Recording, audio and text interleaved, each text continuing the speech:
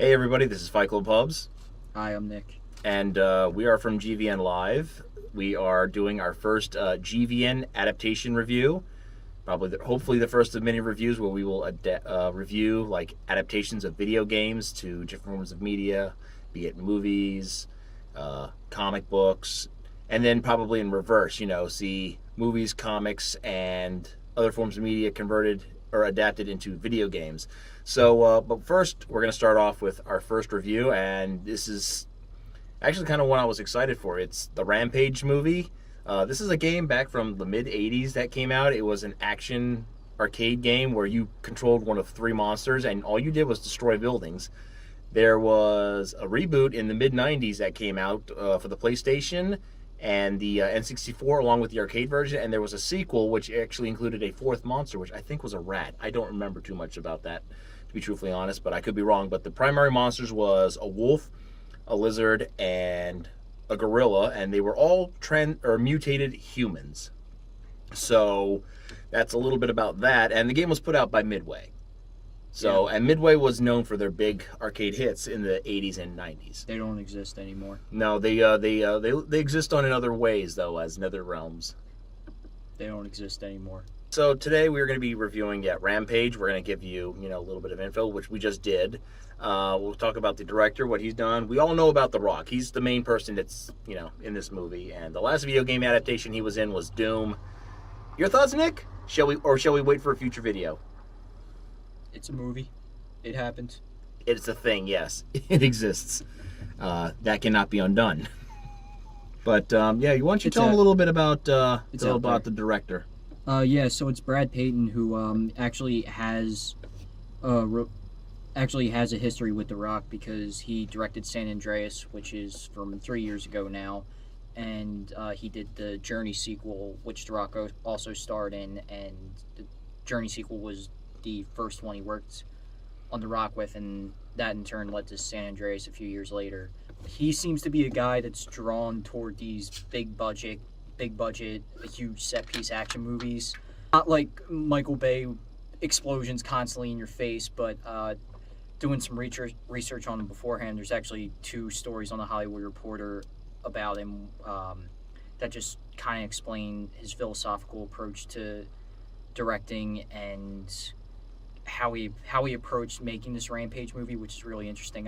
We can leave the links in the description to the video. But hey, in the end, I'm most excited, not just because it's a game adaptation is why I'm excited to see this, it's because it's a freaking monster movie. Yeah. And I think that's what's going to make this movie probably be one of the better, hopefully one of the better or the best video game adaptations out there. Yeah, because it's going to be dumb fun on purpose. Well, that's the thing. To be quite honest, Rampage is probably one of the better properties you can run with and make a movie out of, just because there is a story, but when that game was made, it was definitely not the priority. It was, hey, break as many things as you can. There wasn't really a story to Mario Brothers, but they. Well, no, but what I mean is, it's a very paper thin story. There isn't depth to it.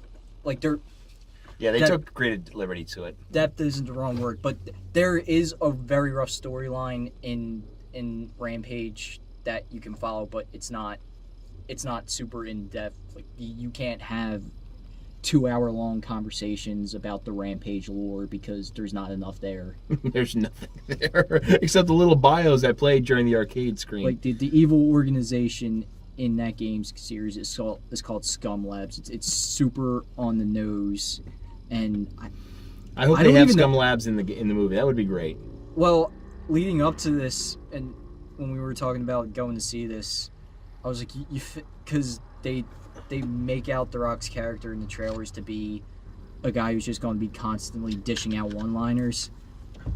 So I wonder if they're actually going to put Scum Labs in the movie just so the first time it's said he could just stand there and be like, you really seriously? Yeah. All right. Well, make some smart ass line about that, but yeah. Okay. All right, so just final expectations before we go in. Nick? It's going to be an okay movie. It's going to be fun. Buildings are going to break. There's going to be giant monsters, and yeah.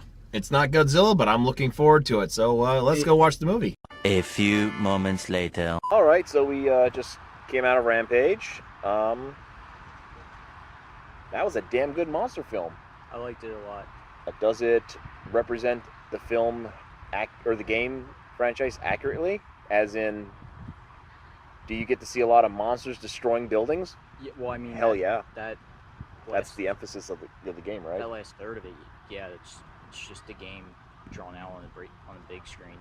A lot of interesting things. They do a lot of cliche things, of course, stuff that's standard in monster films. Yeah, but that's kind of par for the course. Par for the course. I think the director is a fan of Roland Emmerich because I was getting a lot of vibes from him for his, city destruction. I felt like Emmerich's work, especially once, player 3 enters the arena. Yeah, there's a point where I mean, Lizzie jumps into the fold, and like the whole time they say there's a point where they go, oh, there's a lizard monster out there, it exists, but for some reason no one is keeping track. No one in the military had any track of it, and then all of a sudden when George and Ralph were just wailing on Chicago, all of a sudden here comes Lizzie. She just jumps out of the river, and it's like all I could think was player 3 just signed on, and she just starts going nuts.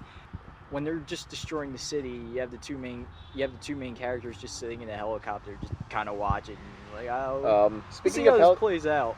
Speaking of helicopters, this isn't really a spoiler, but it always seems like when The Rock needs it, there is a helicopter available. That's an action movie thing where there's just things there for main characters' convenience to get out of the jam. But no, in this case, it wasn't.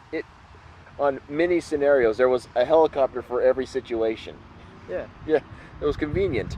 In terms of the movie's plot, they go into a very deep backstory not a very deep backstory, but they give us a basis of how the monsters come into being and a relationship between George the Ape and Dwayne "The Rock" Johnson's character. I really like how they took George and made a character out. They didn't do it with all the monsters, but I think it was a really smart idea for them to be like, okay, let's take George, let's give him, probably when they sat down, they're like, all right, we're going to take George, we're going to give him a backstory, and they really give some depth to him, give him something to sympathize with.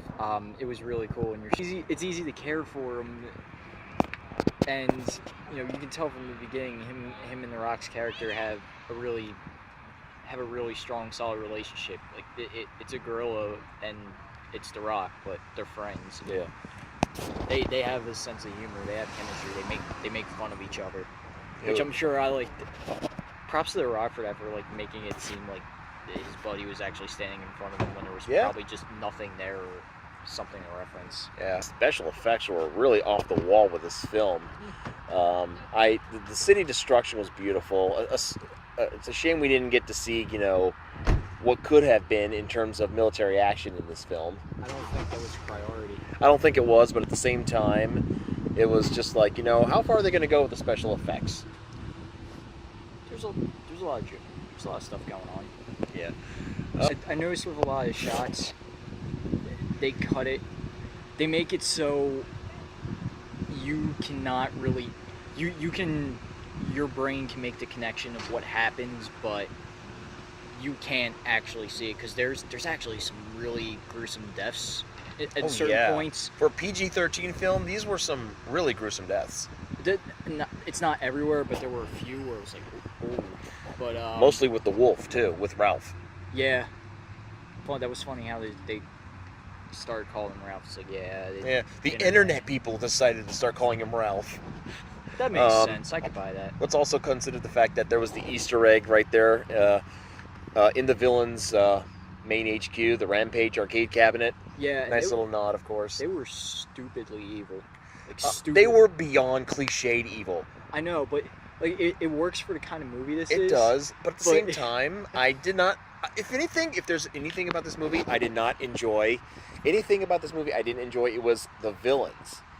They were so bland. they're a But plot, that was their job. they were a plot device. They did their job. You started point A, they got it to point B. Mm-hmm. Their job was to get the monsters into Chicago to start breaking stuff, and they did that. And as soon as the monsters get into Chicago, they're gone.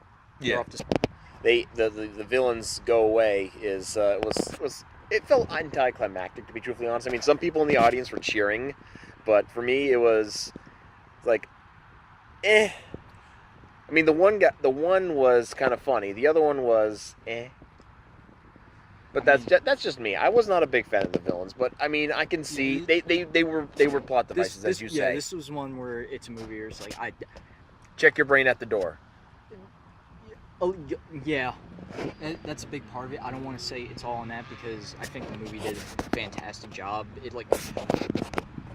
It went in knowing exactly what it wanted to be, and got the job done. And I had fun. I mean, yeah, I had a smile on my face most of the way through. Right. There was one point though where the one guy, man, who eats a Pop-Tart wrapped up neatly in a napkin like that? That bothered me.